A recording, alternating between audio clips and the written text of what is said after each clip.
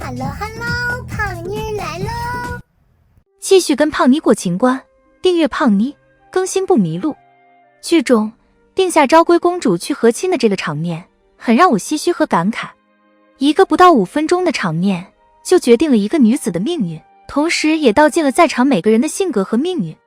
准格尔的英格可汗60多岁了，来求娶大清的公主做王妃，而且要嫡亲公主，非宗室子女。目前皇上只有2个幼小的女儿，显然不能满足准格尔的要求，所以皇上很苦恼。他到皇后宫里来商量，正碰上各位嫔妃来给皇后请安。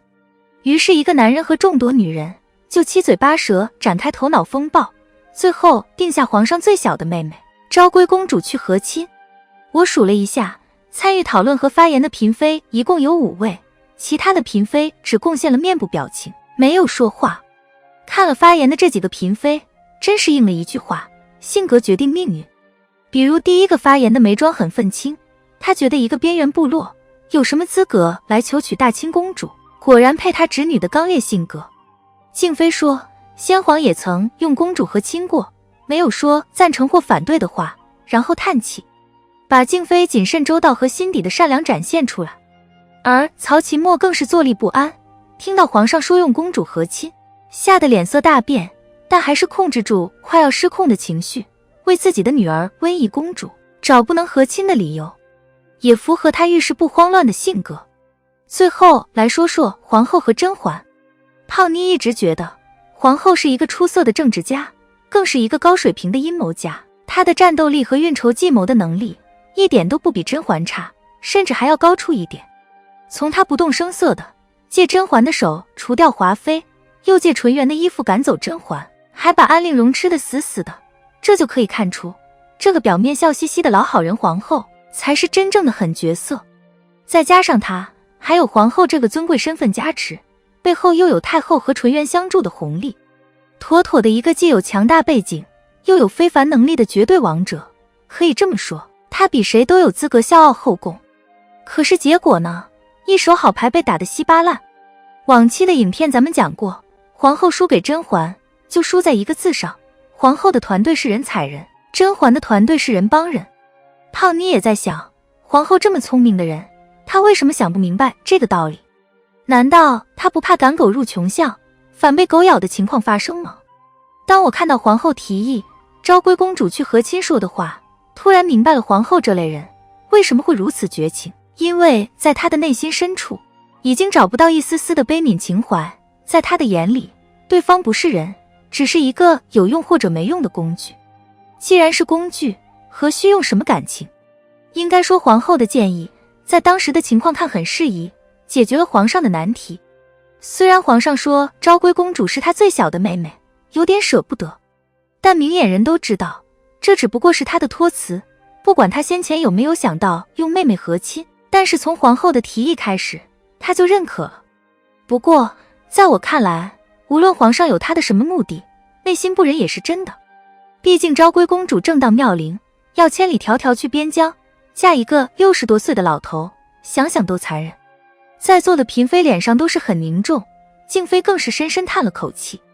可是在皇后的眼里却看不到一点同情。她说，皇上日夜为国家劳心，连自己都付出去了，又怎能吝啬一个一母所生的妹妹呢？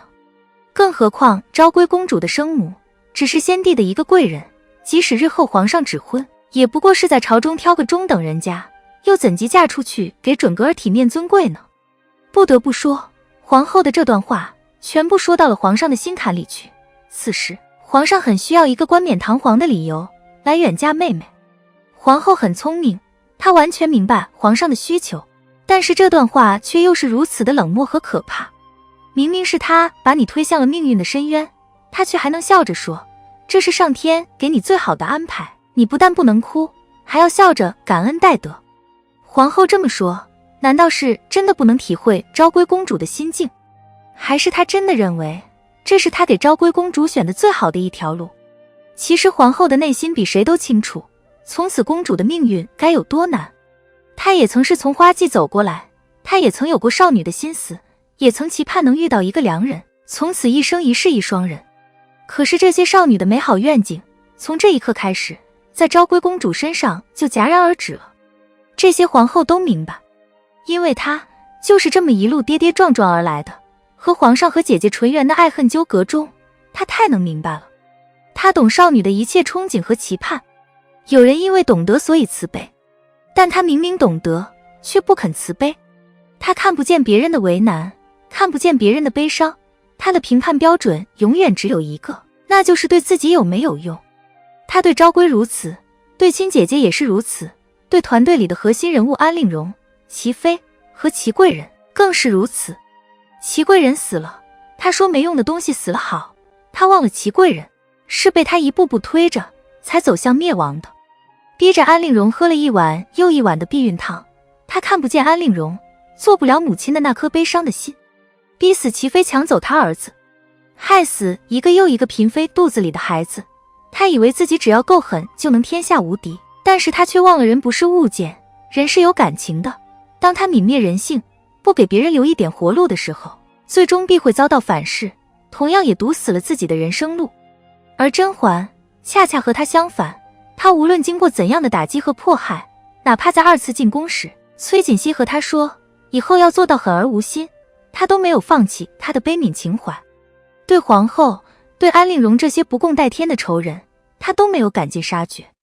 更不要说她对自己的团队和盟友了，她无论做什么决定，始终都不会丢掉心底深处对人的那颗慈悲之心。就比如在讨论公主和亲的这件事上，其实皇上是很想听甄嬛的想法，毕竟甄嬛是后宫里最有见解和智慧的。但是甄嬛没有在这件事上发表意见，她只是提议办嫁妆的事由曹琴墨准备。事后梅姐姐问甄嬛，刚才半天不见你吭声，后来却又提议让曹贵人去办理和亲嫁妆的事，你是怎么想的？甄嬛说，我不出声是不赞成这门婚事，却也知道更改不了，更是心疼昭归公主。梅姐姐说，是啊，准格尔的确是边疆不足。甄嬛说，若能嫁得如意郎君，远些又何妨？而准格尔的英格可汗已经年老。甄嬛为昭归担心，但又无能为力。虽然她不能改变昭归的命运，但因为她看到并能深刻理解宫中女子的不易，心中很有感慨，所以在她以后的宫斗中无论如何惨烈，但根植在心底的悲悯情怀一直都在。她一直懂得给人留活路也是给自己铺路。最后还是想重复张爱玲说过的这一句话，因为懂得，所以慈悲；因为慈悲，所以宽容。而慈悲最后也会给你带来福气。甄嬛，你的福气在后头。好了，本期的影片就到这里。喜欢胖妮，辛苦给影片点赞，订阅胖妮，下期更精彩。